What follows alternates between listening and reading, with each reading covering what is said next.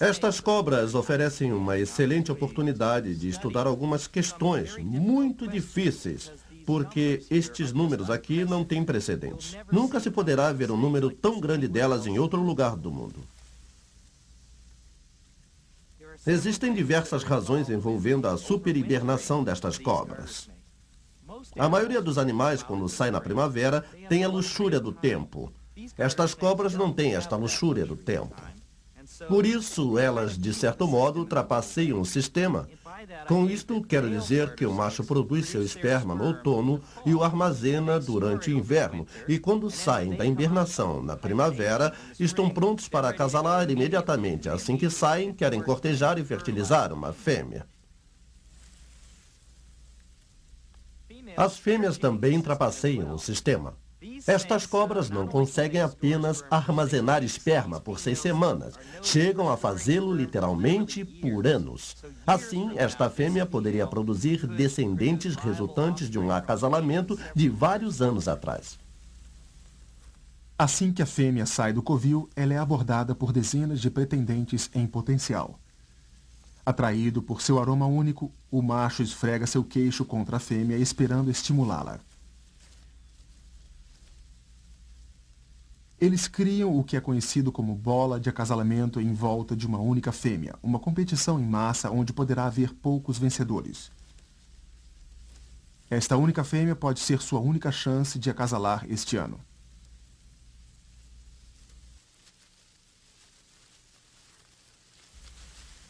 Como esta fêmea escolhe, por exemplo, este macho afortunado entre centenas de pretendentes? Ainda não sabemos por quê. Em muitas outras espécies de mamíferos, por exemplo, são os grandes machos que acasalam com as fêmeas. No caso da cobra do gênero Thanophes, não é bem assim. Às vezes vemos grandes fêmeas acasalando com mais pequenos e vice-versa. Existem outras deixas importantes para estas cobras, que permitem às fêmeas escolherem seu próprio parceiro. As fêmeas, depois de deixarem este covil, irão se dispersar pelos campos e pântanos, onde se alimentarão durante o verão, e é lá que darão à luz aos seus filhotes no final de agosto. Os bebês nascem vivos e existe uma coisa misteriosa com eles. Chamamos este ano de perdido, porque no outono, imediatamente após darem à luz, as fêmeas e os machos adultos retornarão a estes mesmos covis.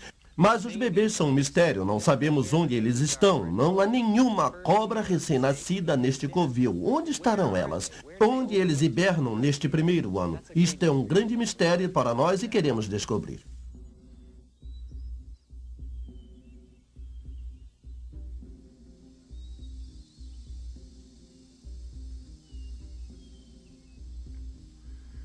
Nos áridos pinhais da Carolina do Norte, a cobra de milharal sai da sua toca invernal.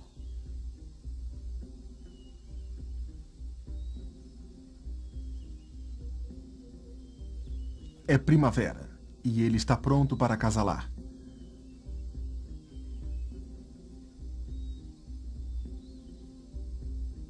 O ato de acasalamento com as cobras é de uma graça e beleza sinuosas.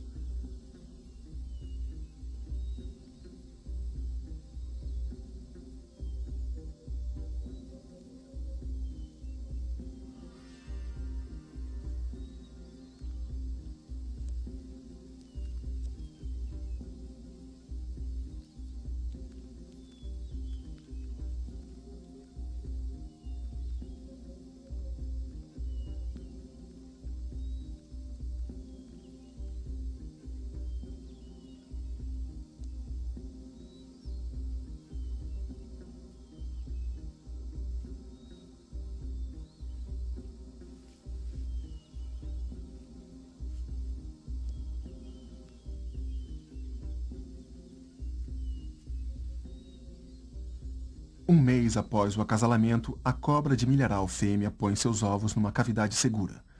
Os cuidados maternos terminam aqui. Os embriões da cobra de milharal se desenvolvem dentro da casca protetora e coriácea.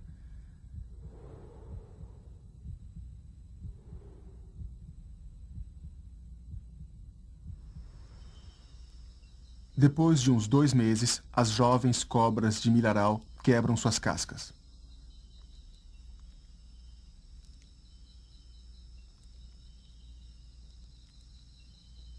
Algumas saem imediatamente.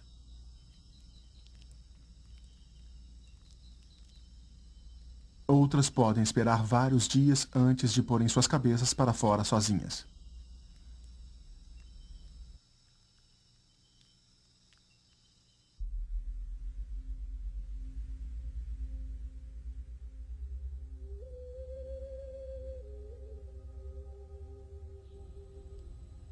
Na história da humanidade, as cobras foram objeto de mitos e lendas, muitas vezes de demônios.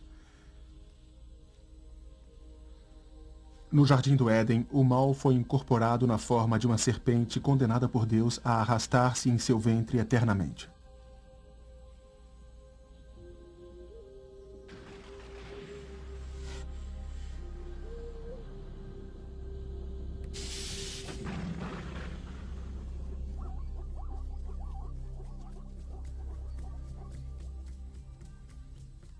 Ainda existem muitas culturas onde as cobras são reverenciadas e dotadas de poderes mágicos.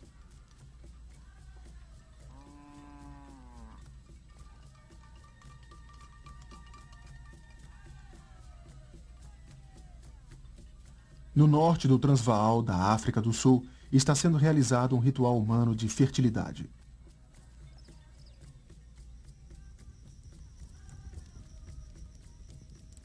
Enquanto as jovens da tribo Venda dançam ao redor da fogueira, elas unem seus braços para simbolizar os movimentos de um pitão. O pitão está no coração de muitas lendas vendas. Uma história conta que um pitão casou com 2 mulheres. Outra conta que um pequeno pitão vive dentro dos úteros das mulheres e tem um papel vital na concepção.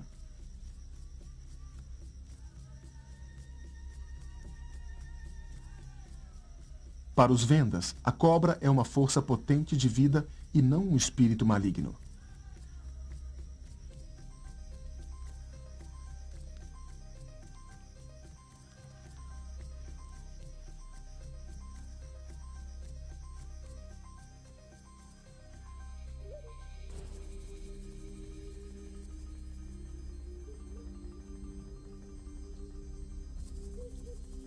Os mexicanos antigos acham que a cobra é um deus que não só liga o submundo ao firmamento, mas também a terra ao universo.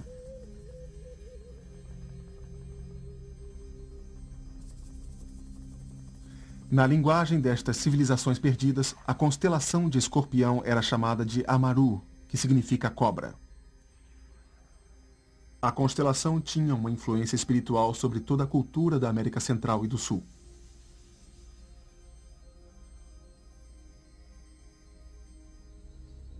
Os humanos sempre foram tentados a mitologizar as cobras.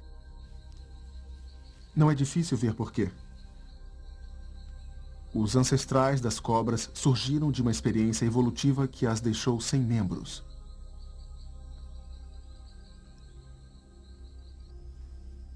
Ainda são uma das histórias de maior sucesso no mundo natural.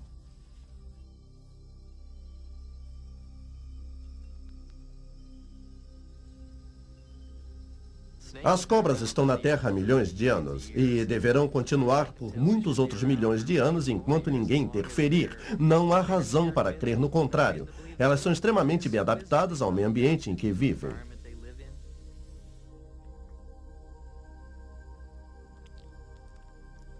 Devido às oportunidades, elas continuarão a viver por muitos milhões de anos.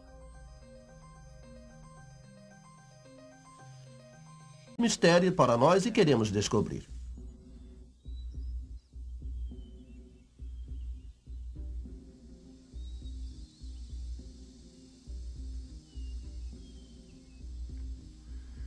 Nos áridos pinhais da Carolina do Norte, a cobra de milharal sai da sua toca invernal.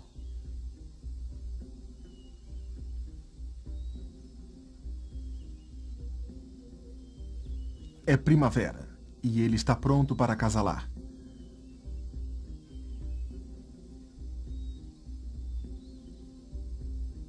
O ato de acasalamento com as cobras é de uma graça e beleza sinuosas.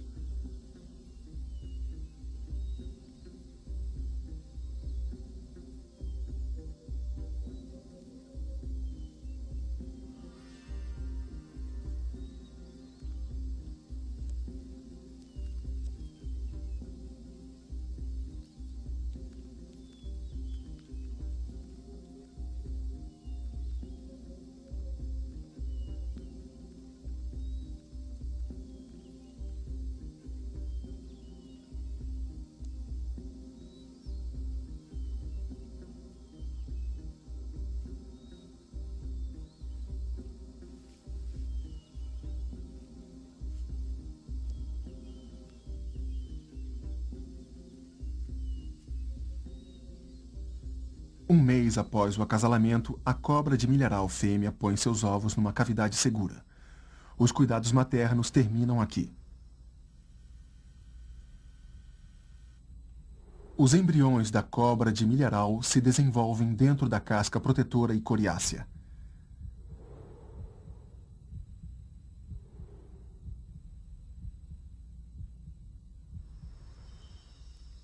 Depois de uns 2 meses, as jovens cobras de milharal quebram suas cascas.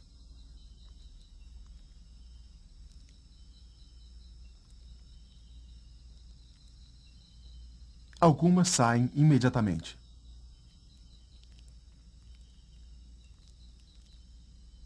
Outras podem esperar vários dias antes de porem suas cabeças para fora sozinhas.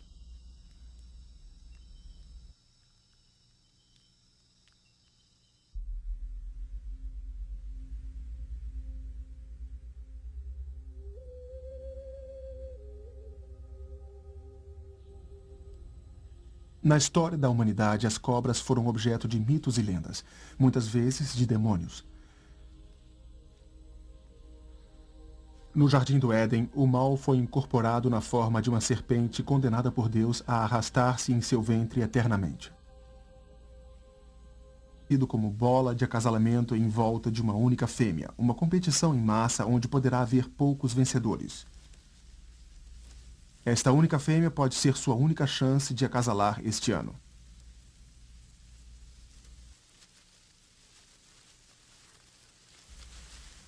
Como esta fêmea escolhe, por exemplo, este macho afortunado entre centenas de pretendentes?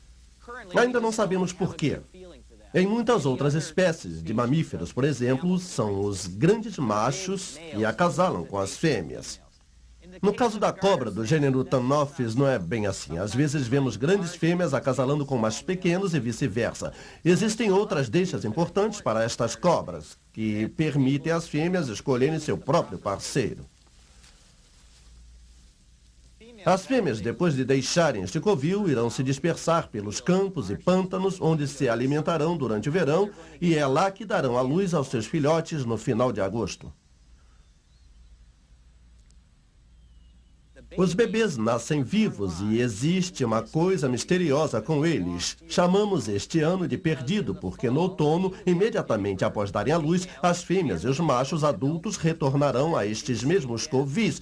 Mas os bebês são um mistério, não sabemos onde eles estão. Não há nenhuma cobra recém-nascida neste covil. Onde estarão elas? Onde eles hibernam neste primeiro ano? Isto é um grande...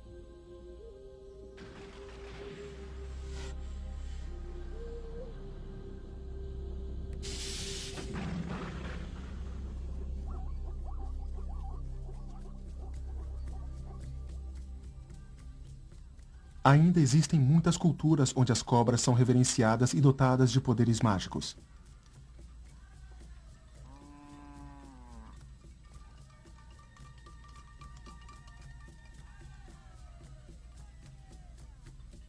No norte do Transvaal, da África do Sul, está sendo realizado um ritual humano de fertilidade.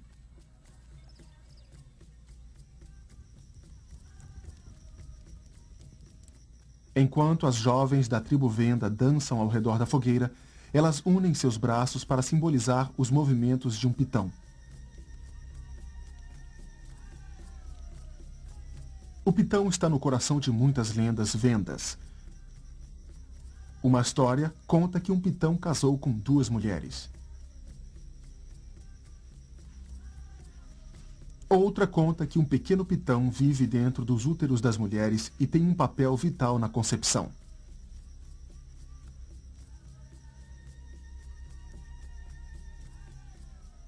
Para os Vendas, a cobra é uma força potente de vida e não um espírito maligno.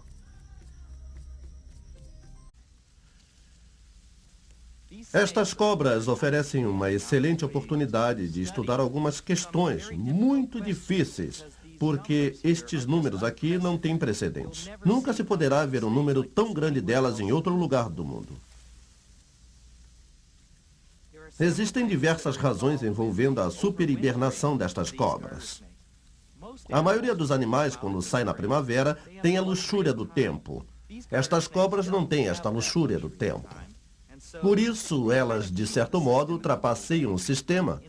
Com isto, quero dizer que o macho produz seu esperma no outono e o armazena durante o inverno. E quando saem da hibernação na primavera, estão prontos para acasalar imediatamente. Assim que saem, querem cortejar e fertilizar uma fêmea.